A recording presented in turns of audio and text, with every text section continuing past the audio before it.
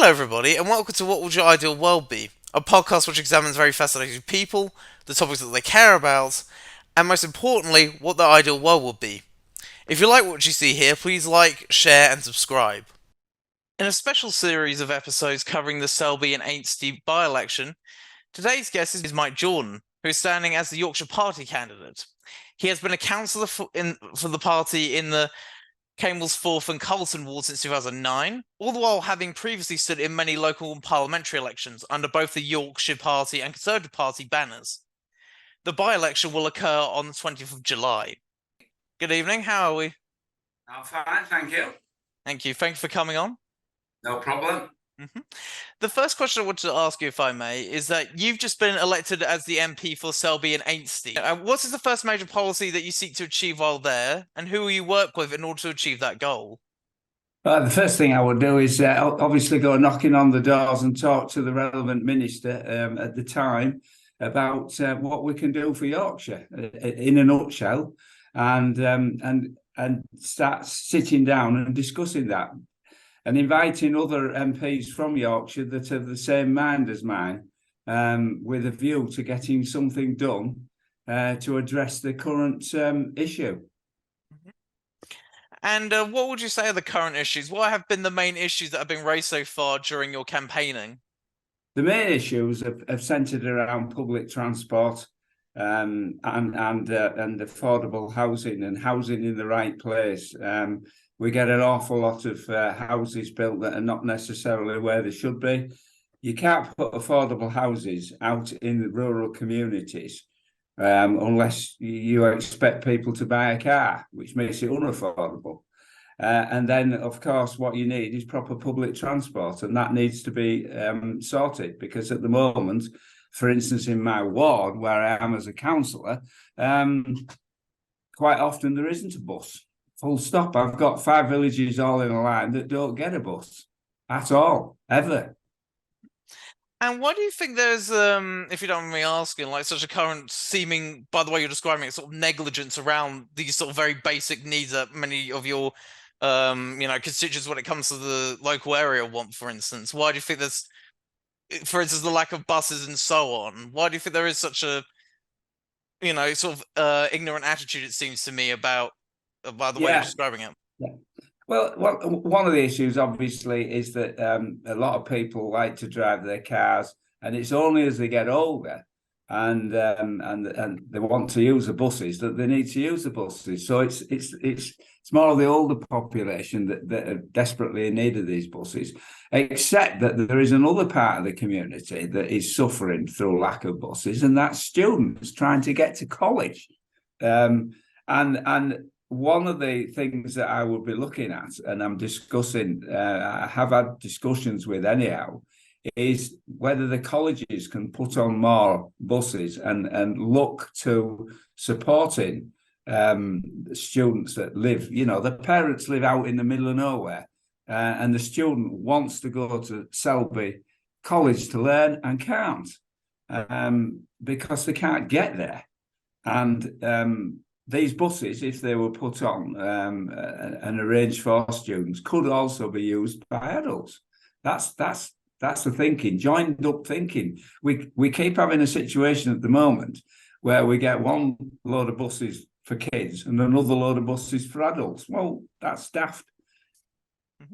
How long has the situation been like this for in this area, if you don't mind me asking? And quite a few years now. As the subsidies have dropped from North Yorkshire, then bus routes have disappeared. North Yorkshire does, to its credit, have still subsidised some buses to the tune of about £1.5 million. A lot of places, a lot of cities in particular, have done away with bus subsidies altogether.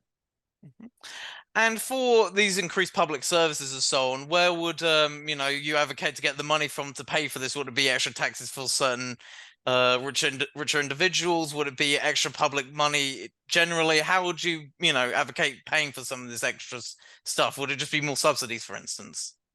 It'd almost certainly be subsidies, but the money needs to be found. Look, let's have a look at the situation in London. How much did Crossrail cost down in London? 18 billion? Probably. You know, so The Garden Bridge. that's not going to be paid back in any short notice, is it? And you see all the millions that they've found for HS2 up to Birmingham. You go to Birmingham, and you see the thousands of people that are being employed there. The thousands of, the millions of pounds that are being spent there. So the money's there somewhere. Mm.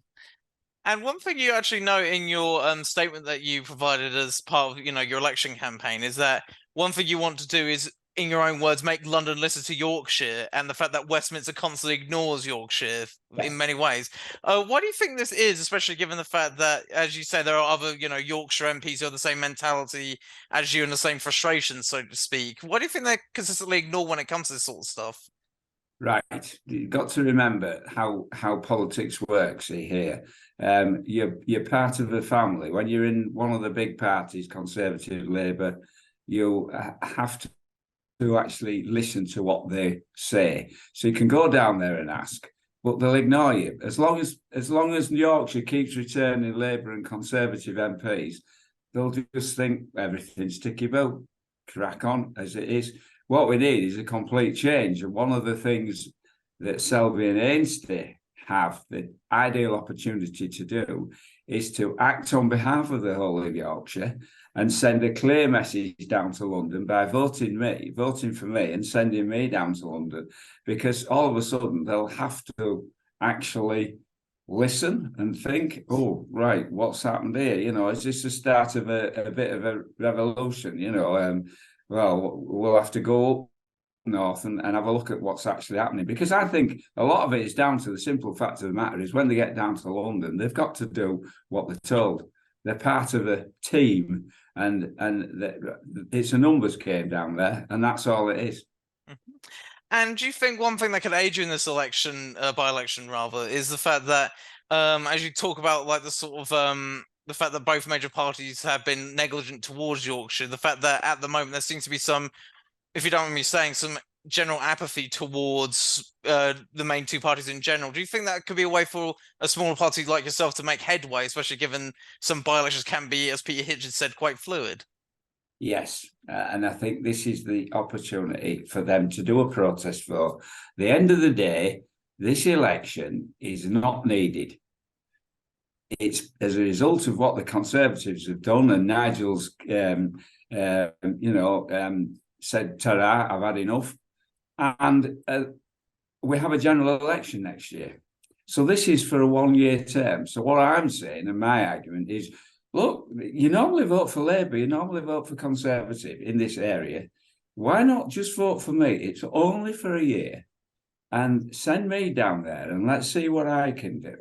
And then revert back to normal here, after when the general election comes along, if you want. It isn't going to make a scrap of difference to the numbers game down in London. Mm-hmm. And do you think maybe there sort of might be the tide might be on your side for another reason? The fact that despite the party being relatively young, only being 10 years old next year, the fact that it's making headway in local elections, like in the mayoral election, it got nearly 10% of the vote share in the 2021, and in the 2022 for the South Yorkshire mayoral election, it got 13.4% of the vote. Do you think that it's making headway now, so you might be riding a wave to, get into office possibly? Yes, we did quite well in the last of the silly European elections as well. And I remember having a great night afterwards in Leeds. But the simple fact of the matter is this is the time for people to do this. When they were interviewing on the TV for one of the news channels, residents in Selby itself, virtually all of them said, "Oh, I don't know whether I'm going to bother voting because it's they're all the same. They're all the same. They're not doing anything." And then when I've been going around leafleting, I've not done any actual door knocking, but when I've seen people and they've said, "Oh, I can't be bothered voting," I says, it doesn't matter a stuff. Then when I've talked about myself and they said, "Yeah, that's actually, you might get my vote," I says, because we're giving them an option. We're giving them an option to vote for somebody that is, it's instantly obvious what we stand for, Yorkshire, and it's instantly obvious what we want from the title. I mean, you've got other parties like independents. Well, independent for what? The Reform Party.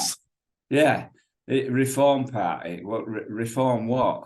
You know, the Green Party are supposed to be talking about green stuff, but when they interviewed Arnie, because I know Arnie is a decent guy, but when they interviewed him, he was talking about the NHS. I says, well, surely that's not their main topic of conversation. They call the Green Party for a reason. So, you know, let's get on board. And then just going slightly off piece here, but you'll like this, is that both the Conservatives and the Labour are asking residents what are the issues in their area. Seriously? Yes. They've sent letters to all the residents in Selby and Ainsty saying, you know, what are the issues in your area? Well, hang on a minute. You've got Labour councillors, you've got Conservative councillors in this area. Why didn't you just ask them? There's no point in going asking the residents. Just ask your councillors. They're representing everybody in the area. And from that, what's it been like in general to run as specifically a Yorkshire Party candidate in this by-election? You've talked about the fact that people have given you support once you've given sort of a more broad party platform, but has it been mainly sort of a positive thing where people have been interested in you as a candidate once you've expressed, you know, what your party stands for? Yeah. It's been all good on the doorstep where I've actually seen people, and we put a stall up in Selby precinct on Saturday for a couple of hours. A friend of Colin and I, and it was all good stuff. We didn't have anybody screaming and shouting at us. So yeah, I was well pleased. It's getting us known. It's getting us known in, you know, so that people know we're there. Do you usually have people screaming and shouting at you generally when you campaign there? Well, yes. Yeah. Well, number one, I stood for the Conservative Party many moons ago in Hemsworth. So you can imagine what that was like, walking around the streets of Hemsworth. And then I also was involved heavily, and I organised the Brexit campaign in the Selby area, and obviously there was a lot of people that are even in Selby there was a number of people that were anti-Brexit, so we got shouted at a few times. So yeah, used to it. I was about to say, you know, you walking around as a Conservative Party candidate in that area, it could be worse. It could be you in Liverpool, which that probably would have been a death sentence at that point. But well. I was told when we walked into Wetherspoon's pub in Hemsworth that if we'd done it 2 years earlier, because we went in with rosettes on, if we'd done it 2 years earlier, they'd have took it out and hung us. But you know, yeah, you probably would have had. It probably would have been easier time to be like the Top Gear guys in Alabama, where they're having like country and western is rubbish on the side of their vans. Probably get an easier time that way. But in all seriousness now, in regards to your time as both a local councillor in the area and having stood in previous elections for both parliamentary and local office, what has all that experience taught you in regards to how to sort of, like, in terms of your current campaign and the issues on the doorstep? Well, what it's taught me is you need to understand people. You need to sit and listen to people, or stand and listen to people. And I do a lot of my talking with people in the various pubs, not just because I like beer, but you see a lot of people in the pubs and word gets around. And what it's also taught me is that everybody's problems are different to the next person's problems, and we've got an issue, for instance, with special education needs in Selby area, and I was the county council at the time for a place called Osgoodby, and there was plans to put an SEN school in Osgoodby. I was working and acting on behalf of the residents. That was a residents' meeting where the entire village turned out opposed to it, and when that was 300, nearly 300 people. Now they'd done some digging themselves, and they found that the council had originally agreed to put it in Selby, and I vehemently worked hard to try and get it done to go back to the Selby side. Now, there were SEN people in my ward, SEN people with SEN children, who were a bit angry with me, saying, "Oh, you don't want an SEN school, you know, you're." I said, "No, I do. We want one in Selby area, but it needs to be in Selby. You don't want it in a village on the outskirts of Selby that's on the main road from Selby to Hull Docks. You know, it's a totally wrong place. So you know, you get one lot of people with one view and another lot of people with another view, and you've got to just listen to them." Mm-hmm. And on the subject matter of if you were talking about, if I'm not mistaken, stuff like general policies earlier. One of the things I found interesting on your election statement again, it was talking about wind, solar, and geothermal energy. What benefits can these renewable energy sources have for the local area? We've got an issue at the moment with well, it's not an issue, but we've got a large solar farm project potentially called the Helios project, which is 1,400 acres of land, mainly agricultural land, mainly decent agricultural land. And there is a group that set up opposed to it. I've stayed neutral on this, but one of the things I would argue is that should we be looking at other forms of providing power, because wind farms don't take up the same amount of land at all. And geothermal may well also have a part to play in it, simply because, again, it doesn't take up vast areas of land. You know, for a solar farm to work, the Helios project is 1,400 acres. The project in Howden takes up, if it goes ahead, is even bigger, and that will be 2,500 acres. You take all that land out of food production, and you know, there are going to be consequences. Mm-hmm. And one thing you were also addressing earlier was the fact that they're building housing in the area, but in the wrong places, so to speak. What do you mean by that, if you don't mind me asking? It's quite simple. We need some affordable housing, because housing's getting, you know, housing is silly in terms of the, you know, your income versus the actual cost of the property. And what we do is we end up putting up affordable houses in areas away from public transport, away from amenities. Whereas what we should be doing is identifying areas of land, and there's a big piece of land in Selby which does need a lot of money spending on it before it can be used, near the mills, in north of Selby, in Balby, a huge area of land there which could be used, and it's been looked at on numerous occasions. And if we want to do this properly, that's where we need to go. We need to be using brownfield sites that have otherwise been used. We don't want to go putting up affordable homes for young families where they've got very little income. You know, the wife might not be working because they've got children, in places where they can't easily get to their place of work. Mm-hmm. And also, one other thing that your party advocates for more broadly, and is also in the statement, is talking about campaigning for a Yorkshire regional parliament. Yes. What would that look like, and how would that be more beneficial than the current status quo we have? Sorry, you have, rather. It will be in our next leaflet that we're putting out, about the fact that we will be there will be £2,000 more per person coming to the area in terms of what we can fund. If we have something similar to the Scotland mold, because don't forget, Yorkshire's as big as Scotland in terms of numbers of people, and what we want is to gently devolve powers to us in Yorkshire, so that we can decide what are our priorities. We think we know better than London, which is logical, really, about where we need to spend the money and what we need to spend the money on.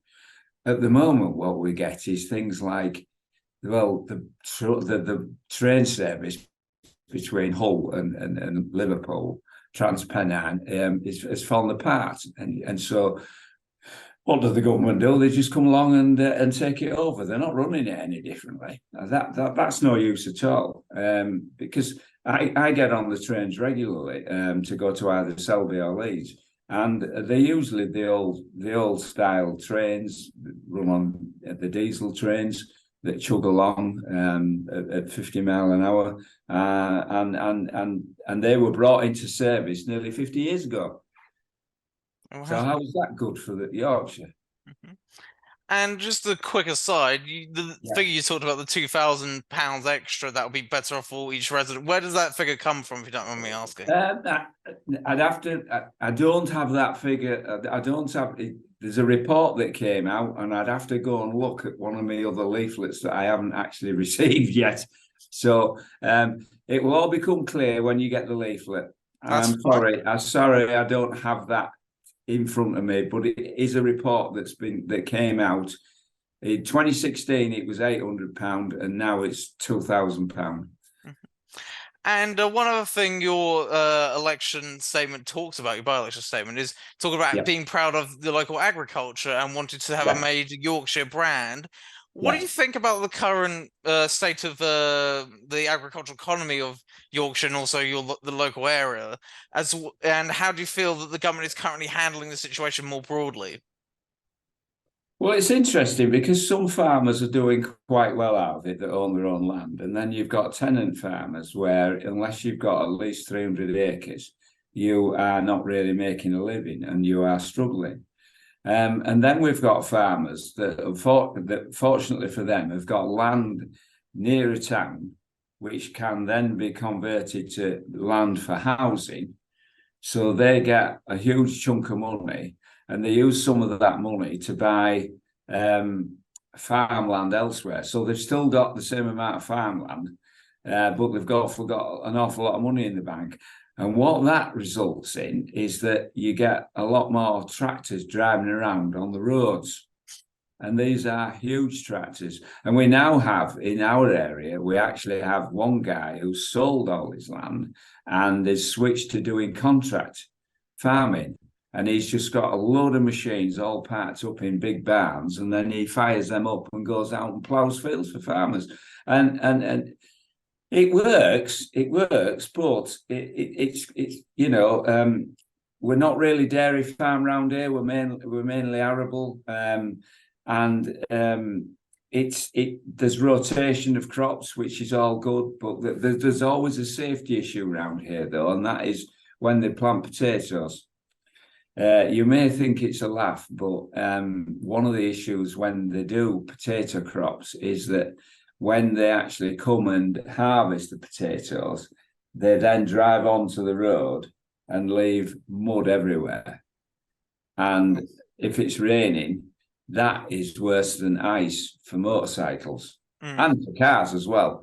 So, but most of the land around here, it's a quite high agricultural area. You've also got the farmer Chris Makin and his wife, who have a very good business, strawberry business, when they've diversified into other things now. So there is a lot of agriculture going on around here, but I do know some farmers that are struggling because my wife and daughter both have horses. They have them at various stabling areas, and we know the people there. So we know the smaller ones, small tenant farmers are struggling. And on the environment more broadly, how do you feel the government is currently handling that issue, especially given news in recent days that Zach Goldsmith has resigned from the government over the fact that he feels that the Prime Minister is being apathetic to the whole notion of climate change policy? Yeah, well, this is an interesting subject that I could talk to you about all night.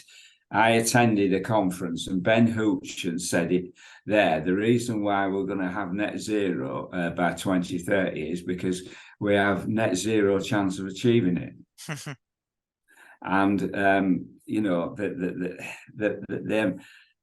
the issue is partly because we are centered around gas. All right. So all our substations, for instance, that we have on our housing estates and kicking around on industrial estates are all geared around us using gas to heat our homes.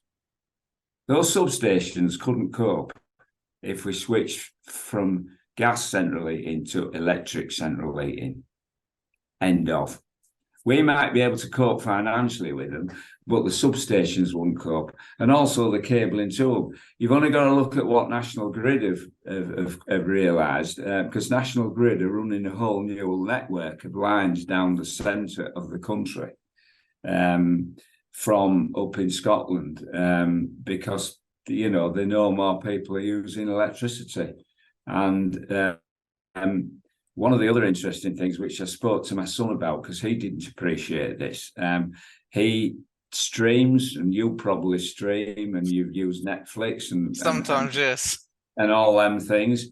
Right, they're films on demand. All right, so if you've got 2 million people all watching different films, the actual electricity required to power them systems to provide you with that film works out at about 20 or 30 times more than the electricity required for the BBC to send out BBC One. Oh, wow. Because BBC One is just a single entity and it goes out nationwide, right? And you can only watch that one thing. But if you, instead of watching a film on BBC One, want to watch Netflix and you're all watching your own individual films, that's how much more electricity you need. Mm-hmm. And one other thing I want to discuss about in general was the fact that given the seat that you're running in is a safe Conservative one, at least it is for now, and has been since 2010, how do you plan to win such voters to your side? Just by leafleting and getting the message out there. That's all we can do. We're going to start a Facebook campaign towards the end of the week, although I do have my own Facebook page anyhow. And it's quite simple. We're trying to get the message out there, and people like yourself are the people that we're using. We've got a hustings coming up and then have another meeting. We just got to get the message out. It's as simple as that. Mm-hmm. And on that point, also, you were previously in the Conservative Party for a while, as you mentioned earlier, if I'm not mistaken. Having left it earlier this year, which left the Conservative Party without the majority of the North Yorkshire Council. Why did you do this? And in turn, what can you offer Conservative Party voters in general? What can you offer them that the Conservative Party in its current state cannot, along with any other parties of that ilk running in this election? What can I offer them? Yeah, what can you offer those specific voters who might, who voted either just generally for the Conservatives or voted for you as a, for council candidate? What can you offer them that the Conservative Party in its current state cannot? Well, what I can offer them is the opportunity, as I've said earlier, to send a protest vote to London and say and vote for me for the Yorkshire Party. And hopefully the message will get through, because a lot of the people that vote, as you know and I know, just vote because that's what they've always done, and it's getting them out of that mindset and thinking about it. I have spoken to one or two Conservatives who are just totally fed up. And one of the reasons they're totally fed up is that they still love Boris. Boris had millions of faults, but one of the faults he didn't have was that he was a very charismatic character that carried a lot of credence with him, and he was a wonderful guy. And a lot of people feel aggrieved that he's gone, particularly those Conservatives in Labour-held areas, because, for instance, I know of two constituencies where the membership of those Conservative groups tripled when Boris Johnson came on the scene, and they are now dwindling back down again. And all the fiasco over the Liz Truss thing, and then Rishi coming along, has just upset a lot of Conservatives. So, I'm saying, look, here's an alternative just for a year, vote for me, just just send me down there for a year and let's see what I can do. Mm-hmm. And is that the reason that you left the Conservative Party then? Was because of all this infighting? Was there more substantial philosophical, ideological divide between yourself and? Partly that, but partly because this party used to be the Conservative Party used to be a party of low taxes, and it clearly isn't anymore. And partly because I had issues with the local association, which I'm not going to go into, other than to say to you, because it's there in the public domain, you have an MP with the 20,000 majority and no association headquarters. That's shut in Tadcaster at the end of the month. And what they've done is that this election, the Conservatives for this election, then it isn't the local Conservative Association that's running this election, it's the party that's running this election, and they're throwing money at it like there's no tomorrow, which is understandable because Labour are doing the same, and I'm just sitting back and watching them because they've got £100,000 spending limit. They are literally throwing the kitchen sink, both of them, at this. And this just shows you how can you have an MP with a 20,000 majority and you can't afford to run an office in the constituency. Mm-hmm. Do you think that in turn highlights sort of like the negligence perhaps of both the major parties on this front when it comes to areas like yours? The fact that they don't even have, in the Conservative Party's case, a local association headquarters, but they can, as you say, throw the kitchen sink at trying to get themselves re-elected. It just beggars belief that what they're doing, and you can understand the Labour Party thinking, well, we could win this, because that 20,000 majority, and I've had this debate with other people, the 20,000 majority was based on it everybody voting for Brexit. They weren't voting for the party. They weren't voting for anything other than Brexit, because that's what ended up happening as a consequence. Now, if you look back historically as well, Selby was not with Ainsty. Selby was originally a Labour-held seat. And so, and next year, when we have this sunny super general election sometime, it will be Selby and Kippax. And so Labour are targeting this area quite clearly to see what they can do and where their votes are. And I'm just carrying on, gently running along the ridge of the mountain, if you like, just watching them fight it out. And on that front then, do you think that the Conservative Party have any sort of future in areas like yours or any of sort of the red wall areas, given that the Brexit issue is now a done and dead issue, it seems, for many voters in that area, especially because when the only sort of campaigning they have, I'm not sure how accurate this is stuff like, for instance, I remember reading that Rishi Sunak is going to try and portray himself as sort of like a young guy as opposed to Starmer, who's apparently older. I'm not sure if that's accurate, but it may well be. So do you think they have any chance of winning in any of these sort of areas in the near future or ever again, for that matter? No, not with them sort of ideas. You've got to remember the Conservatives lost a lot of councillors in the local elections this year, partly down to, mainly down to national issues. And let's face it, you haven't got a Boris there, have you, anymore? Yeah, and talking about, because this will be the last question about them, don't worry, because I don't want to make it sound, because it's more about the Yorkshire Party, not your former party. Fine. Is like, what have you made? I hope I get the MP right. What have you made of Nigel Adams' performance as an MP, the outgoing or the outgone guy rather? And what are the strengths and weaknesses that he had that you'll keep in mind if you are to be their successor? Well, Nigel was very proactive, and he did have a good number of staff, and the staff worked tirelessly for him. They were mainly based in London, but they did respond to you. The problem, and that's one of the positives. The problem was that Nigel decided to have his base in Tadcaster, not Selby, and the reason he did that was partly because obviously it's Selby and Ainsty, and people in the Ainsty part of the world could get better to Tadcaster than they could to Selby, which I think I personally have always thought was a mistake on Nigel's part. But you know, it is what it is, and Nigel had his that was Nigel's you know, one of the things I think Nigel did wrong. But otherwise, you know, he had staff that worked for him. He'd take on issues. If I was given an issue as a councillor and it was beyond me, I would pass it to his crew, and they were very good at dealing with it.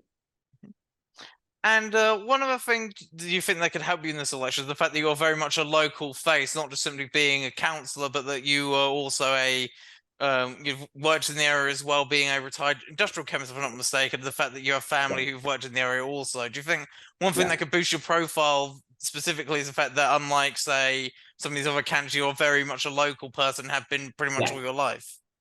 Yep. That's something obviously I'm working on. We've obviously I've seen the polling card because I've voted.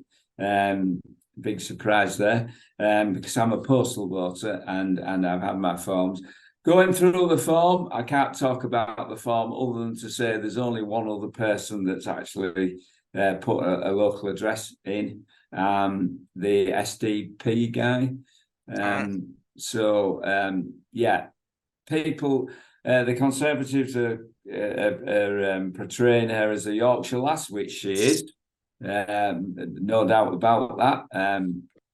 I believe she's in the East Riding somewhere, so she's not far away. But it's interesting, the different candidates, because there's 13 of them, and it's all over the show. and I will be, you know, I'm number 3 on the ballot paper, and which I quite like.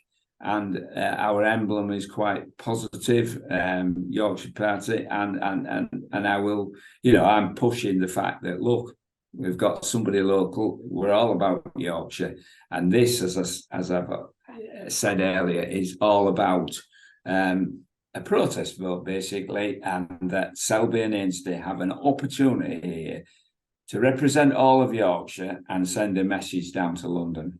Mm-hmm. And do you think that's maybe just a problem generally in politics more broadly, the fact that any sort of party just, you know, when they in these elections, it's perfectly have to parachute candidates in, even though they're not local, you know, they're not local to their area. So do you think that's just a general problem that we have where, yeah, they'll just do that? A lot of there's a lot of people don't want to stand anymore. There's a lot of people don't want to be councillors anymore, and you know, because of the grief that they can get, and they don't like the abuse. I mean, I got piles of abuse on my Facebook page when I stood in Hemsworth as a Conservative, but you just have to accept that and take it on the chin. But a lot of people think that councillors are paid employees, for instance, which we're not. We get an allowance, but we're not paid employees. We do it with volunteers. And a lot of people, I haven't got time for things like that, and don't want to get involved. Mm-hmm. And one other thing that, again, in your election statement is the fact that you talk about, if you don't mind me asking, because it seems like such an intriguing idea, a Yorkshire travel pass. What is that, and how would that work? Well, you go down to London and the Oyster card. It's something similar to that, so that you can get around. We'd have to sort the buses out first, but you can get around and just use a card, put so much money on that card, like the Oyster card in London, and away you go. And then you don't have to worry all the time about whether you've got money on your credit card, your debit card, and how much is coming out of it, and all the rest of it. So, a simple card system covering all Yorkshire. And one other thing you talk about is the idea of a local authority guarantor scheme, where you want to bring landlords and tenants together and help help people to rent who don't, essentially just do that sort of thing. How do you think this will help sort of like alleviate the current maybe stress that a lot of renters are in more broadly, especially with the cost of living crisis and so on? Yeah, right. I can speak for hours on this one because my son is a renter in Leeds. He has he's just moved properties because a lot of landlords are actually jacking in and selling their properties. And my son was a victim of that because he rented a house in Guiseley and he's moved to another house 200 yards away in Guiseley. But we had a lot of trouble sorting out the guarantor with me simply because I couldn't just give them a simple pay slip because I'm a councillor and I'm retired, so I couldn't show necessarily the millions of pounds income that these places recommend.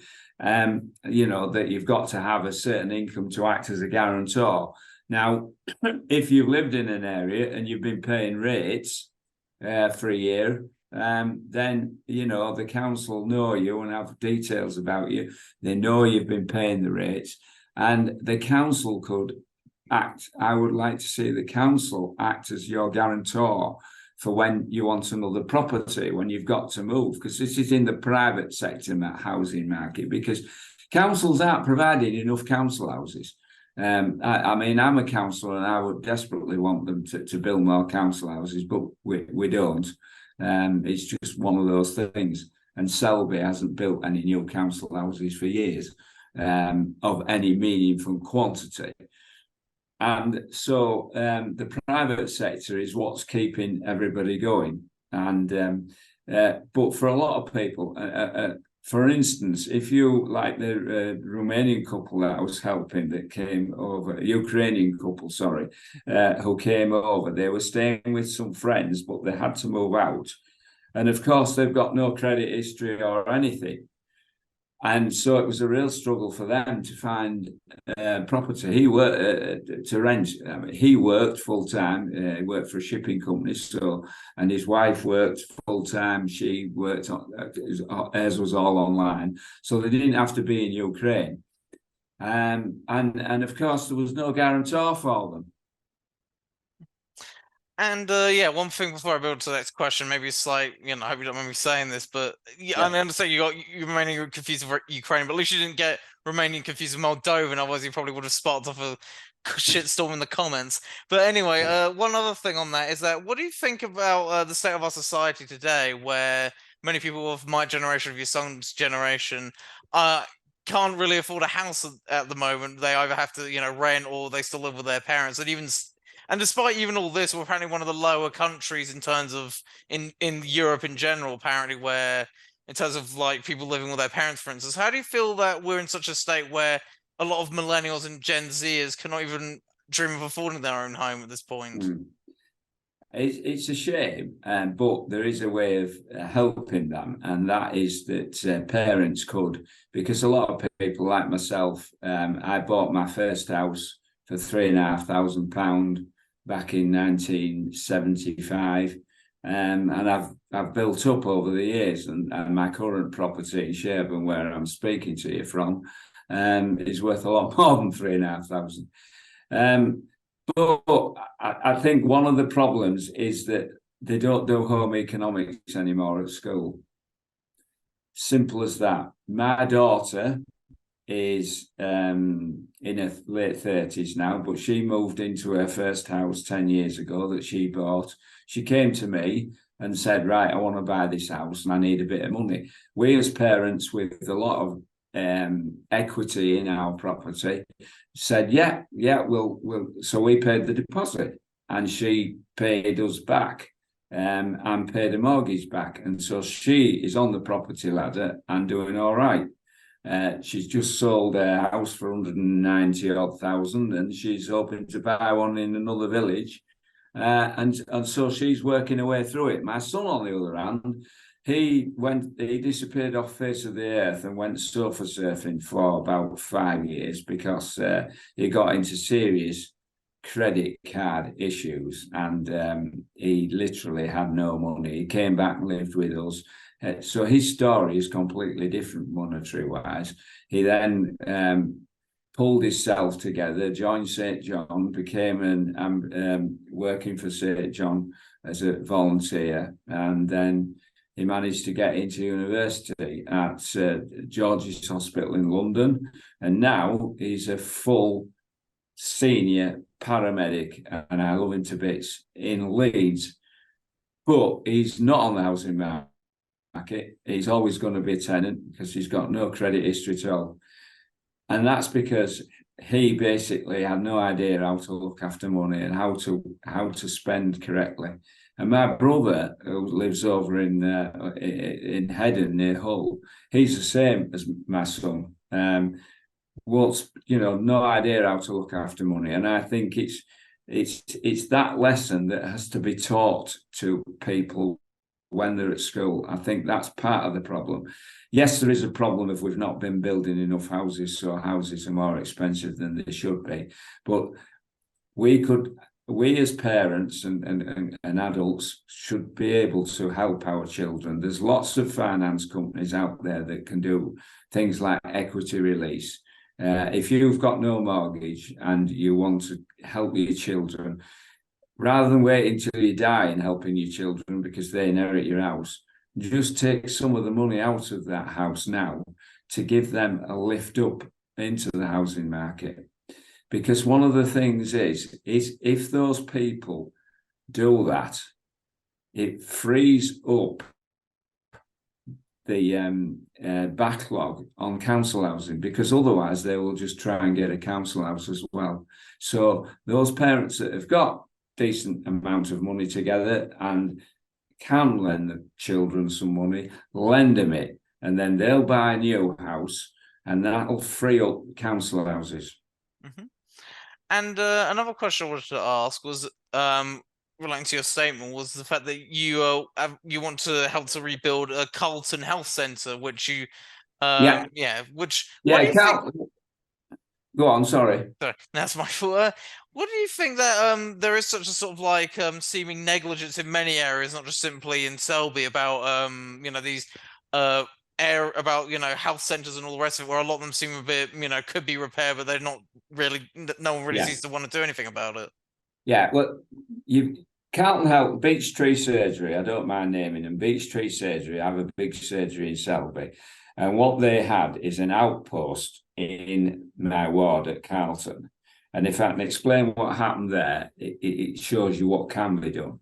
And the outpost they had was a rented bungalow, which they rented, but the owner of that bungalow wanted to sell it. And it was going to go to the open market. Now, what I did was, obviously I got involved because the parish council got involved as well.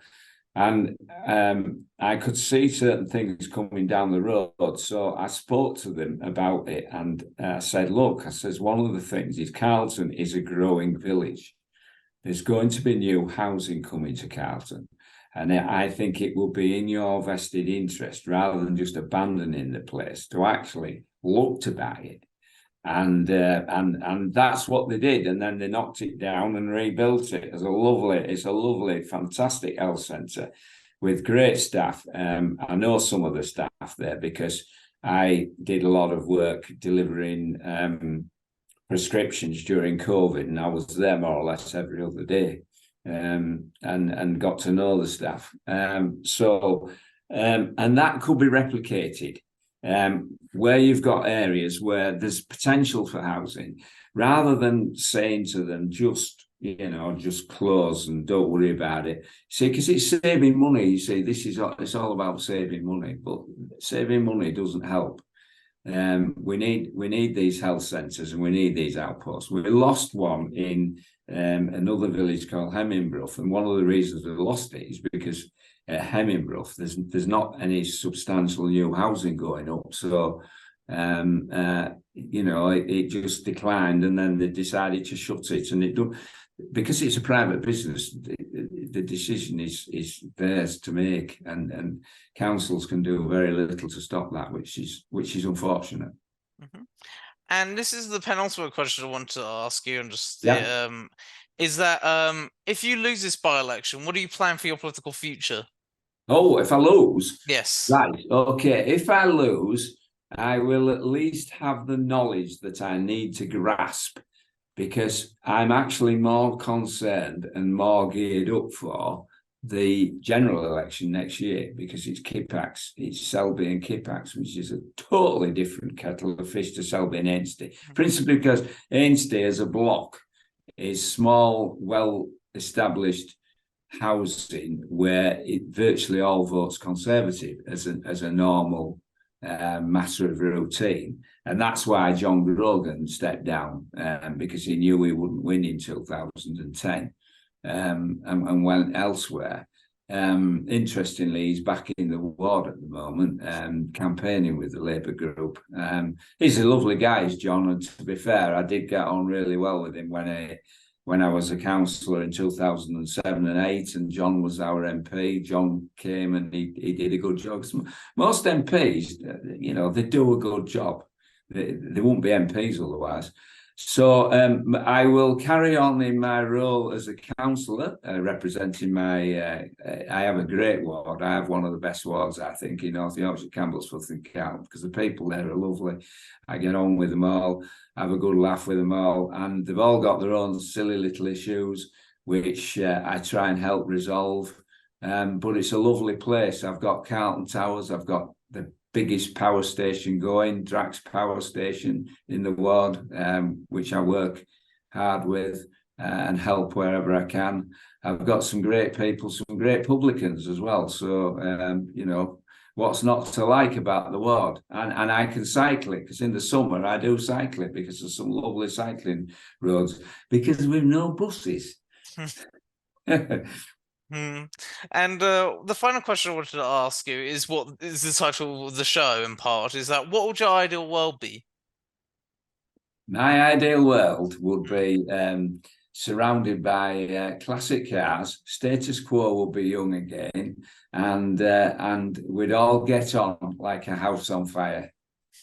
That seems fair enough. And on that note, I want to thank you for coming on. And the last thing I wanted to ask is, how, for people who want to find out more about your campaign and you in general, where can they find you? What social media links do you have? I have just started a mic for Selby and Ainsty, but the main link where you find most of it is Councillor Mike Jordan, and I have Mike Jordan Facebook page. So I have two pages: the Selby and Ainsty one, the County Councillor one, but I've also my main page, Mike Jordan. Okay, that'll be all then. Have a good evening. Thank you for coming on once again. Loved it. Thank you. Bye-bye. Bye-bye. Thanks for watching. If you like that and want to see more, please like and subscribe, as well as share. For longer episodes of the show with exclusive content, check out the audio versions of these podcasts, which are linked in the description below. If you would like to recommend guests, as well as get some other exclusive perks related to the show, please consider subscribing to both my Patreon and or subscribe to Cllr accounts, as linked in the description below as well. And I hope to see you next time. Have a good day.